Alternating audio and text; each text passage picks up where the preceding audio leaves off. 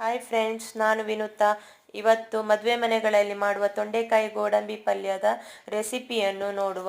ಮೊದಲು ತೊಂಡೆಕಾಯಿಯನ್ನು ಉದ್ದಗೆ ಕತ್ತರಿಸಿ ಒಂದು ಕುಕ್ಕರ್ಗೆ ಹಾಕಿ ಸ್ವಲ್ಪ ನೀರು ಸೇರಿಸಿ ಅರಶಿನ ಬೆಲ್ಲ ಹಾಕಿ ಕುಕ್ಕರನ್ನು 3 ವಿಸಿಲ್ ಕೂಗಿಸಿ. ನೋಡ್ಬೋದು ಹೇಗಾಗಿದೆ ಅಂತ. ನಂತರ ಒಂದು ಮಿಕ್ಸಿ ಜಾರಿಗೆ 1 ಕಪ್ ಕಾಯಿ ತುರಿ, 1 ಚಮಚ ಜೀರಿಗೆ, ಖಾರಕ್ಕೆ ತಕ್ಕಷ್ಟು ಹಸಿಮೆಣಸಿನಕಾಯಿ ಸೇರಿಸಿ ಚೂರು ನೀರು ಹಾಕಿಬಿಟ್ಟು ತರಿಯಾಗಿ ರುಬ್ಬಿಟ್ಕೊಳ್ಬೇಕು. ಈ ಥರ ರುಬ್ಬಿಟ್ಕೊಳ್ಬೇಕು, ತುಂಬ ಪೇಸ್ಟ್ ಆಗಬಾರ್ದು. ನಂತರ ಒಂದು ಬಾಣಲೆಗೆ ಎಣ್ಣೆ ಹಾಕಿ ಒಗ್ಗರಣೆಗೆ ಉದ್ದಿನಬೇಳೆ, ಬಾಡಿಗೆ ಮೆಣಸಿನಕಾಯಿ, ಸಾಸಿವೆ, ಕರಿಬೇವಿನ ಎಲೆಗಳನ್ನು ಹಾಕಿ ಸ್ವಲ್ಪ ಕೆಂಪಾಗುವಷ್ಟು ಹುರಿಬೇಕು. ಸಾಸಿವೆ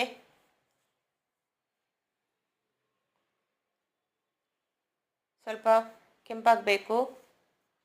ನಂತರ ರುಬ್ಬಿದ ಮಸಾಲ ಹಾಕಿ ಚೆನ್ನಾಗಿ ಹುರಿಬೇಕು. ಅದರದ್ದು ಹಸಿ ಸ್ಮೆಲ್ ಹೋಗಬೇಕು, ಅಷ್ಟರ ತನಕ ಹುರಿಬೇಕು. ಹಸಿ ಸ್ಮೆಲ್ ಹೋದ್ಮೇಲೆ ಬೇಯಿಸಿದ ತೊಂಡೆಕಾಯಿ ತುಂಡುಗಳನ್ನು ಇದು ಒಗ್ಗರಣೆಗೆ ಸೇರಿಸಬೇಕು. ಇವಾಗ ಸೇರಿಸ್ಬಿಟ್ಟು ಚೆನ್ನಾಗಿ ಮಿಕ್ಸ್ ಮಾಡಬೇಕು. ಚೆನ್ನಾಗಿ ಮಿಕ್ಸ್ ಮಾಡಿ ಎಲ್ಲ ತುಂಡುಗಳಿಗೆ ಮಸಾಲ ತಾಗಬೇಕು. ರುಚಿಗೆ ತಕ್ಕಷ್ಟು ಉಪ್ಪನ್ನು ಹಾಕಬೇಕು. ಚೆನ್ನಾಗಿ ಮಿಕ್ಸ್ ಮಾಡಿ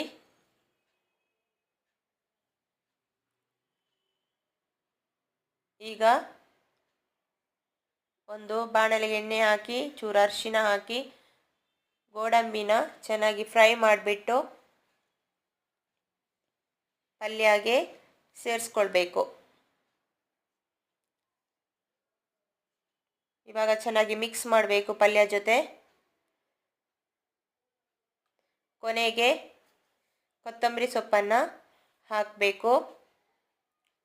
ಈಗ ರುಚಿಯಾದ ಮದುವೆ ಮನೆ ಶೈಲಿಯ ತೊಂಡೆಕಾಯಿ ಗೋಡಂಬಿ ಪಲ್ಯ ready to serve. Thank you friends.